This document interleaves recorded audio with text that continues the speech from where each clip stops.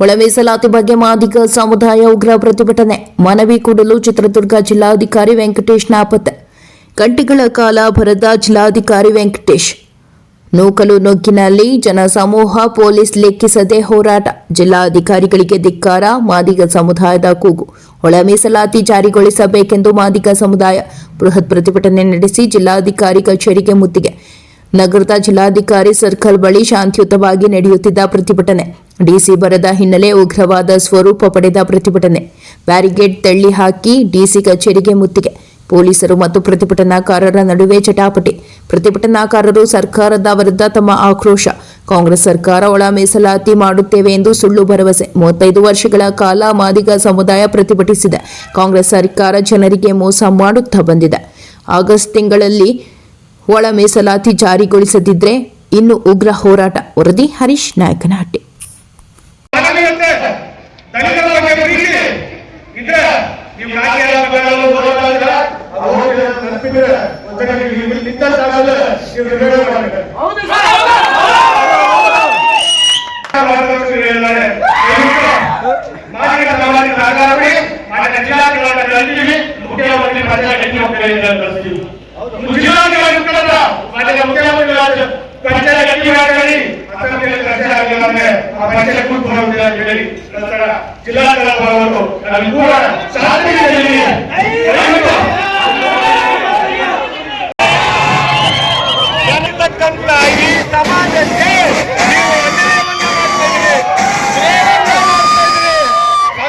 ಸಿದ್ದರಾಮಯ್ಯವರೇ, ನೀವು ಜೈ ಜೈ ಮಾದಿಗ,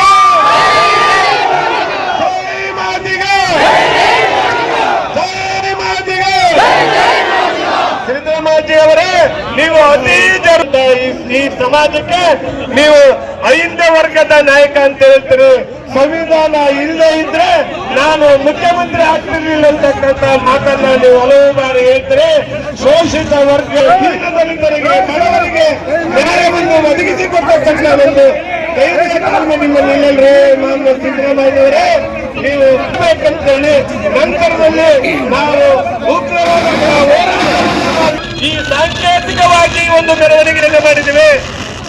ಜೈ ಮಾದಿಗ, ಜೈ ಮಾದಿಗ, ಜೈ ಮಾದಿಗ, ಜೈ ಮಾದಿಗ.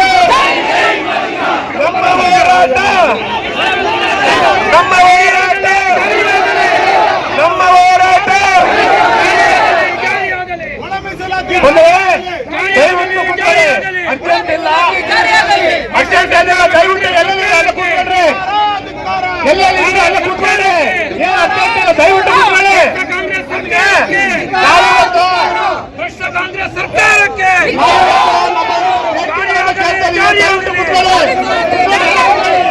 ಅಂತಂದ್ರೆ ನಿಮ್ಮ ಸರ್ಕಾರಕ್ಕೆ ನಮ್ಮ ಕಡೆಯಿಂದ ಒಂದು ಧಿಕ್ಕಾರ ನಿಮ್ಮ ಸರ್ಕಾರಕ್ಕೆ. ಒಳ ಮೀಸಲಾತಿ